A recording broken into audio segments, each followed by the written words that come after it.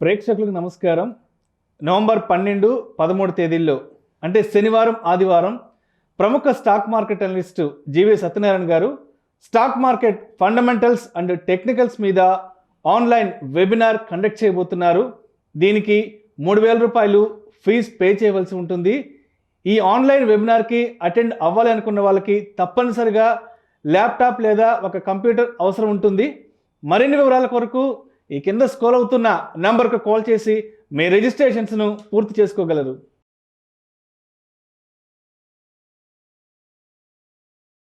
నమస్తే, నేను సత్యనారాయణ. ఈరోజు ఈ ఎపిసోడ్లో పిఎఫ్ గురించి. పిఎఫ్ అంటే ప్రావిడెంట్ ఫండ్. ప్రావిడెంట్ ఫండ్లో ఏమేమి ఉంటుంది? పబ్లిక్ ప్రావిడెంట్ ఫండ్, పీపీఎఫ్ అంటారు. అంటే పబ్లిక్ అంటే అదొక అంటే ప్రావిడెంట్ ఫండ్లో పబ్లిక్ వేసుకునే దాన్ని పబ్లిక్ ప్రావిడెంట్. ఈపీఎఫ్ అంటారు, ఎంప్లాయీ ప్రావిడెంట్ ఫండ్. ఎంప్లాయీ అంటే ఇక్కడ ఎంప్లాయీగా ఉన్న వాళ్ళ ప్రావిడెంట్ ఫండ్ని ఈపీఎఫ్ అంటారు. పబ్లిక్ ప్రావిడెంట్ ఫండ్ జనరల్గా ప్రావిడెంట్ ఫండ్ అంటే ఏంటంటే భవిష్య నిధి. అంటే భవిష్యత్తులో మన అవసరాల కోసం లేదు కొంత ఏజ్ అయిపోయినాక రిటైర్మెంట్ అయినాక మనకి ఒక మొత్తం వచ్చినాక దానితోటి ఉపాధికి అవసరాల కోసం వాడుకునే దానికోసం పొదుపు చేసేది ఏదైతే ఉందో భవిష్య నిధి సంస్థ అంటారు. ప్రావిడెంట్ ఫండ్ ఆర్గనైజేషన్ని భవిష్య నిధి సంస్థ. ప్రావిడెంట్ ఫండ్ భవిష్యత్తు కోసం ఉపయోగించుకునే ఏర్పరచుకునేటటువంటి నిధి, దాన్ని ప్రావిడెంట్ ఫండ్ అంటారు. అయితే ఇప్పుడు ఈ ఎపిసోడ్లో ఈ ప్రావిడెంట్ ఫండ్ గురించి ఏంటిదంటే మనకి ఈపీఎఫ్ఓ అని ఉంటుంది, ఎంప్లాయీ ప్రావిడెంట్ ఫండ్ ఆర్గనైజేషన్.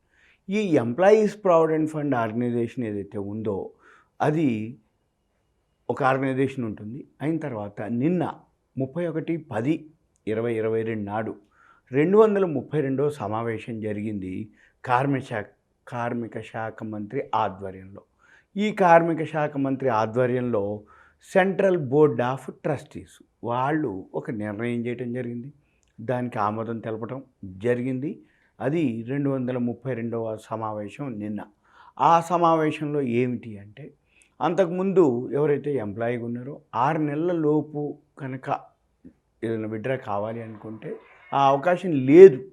ఇప్పుడు దానికి ఈ అమౌంట్ ఏదైతే పెన్షన్ అకౌంట్ బ్యాలెన్స్ అనమాట, అంటే ఈ పెన్షన్ అకౌంట్ బ్యాలెన్స్ వెనక్కి తీసుకోవడానికి అవకాశం లేదు అంతకుముందు.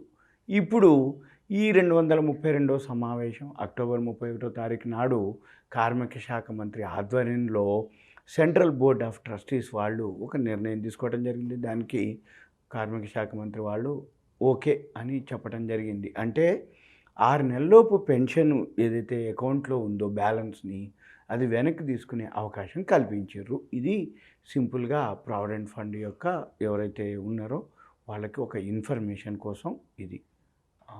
ఓకే, సుమన్ టీవీ ప్రేక్షకులకు ధన్యవాదాలు. Thank you. సెలవు.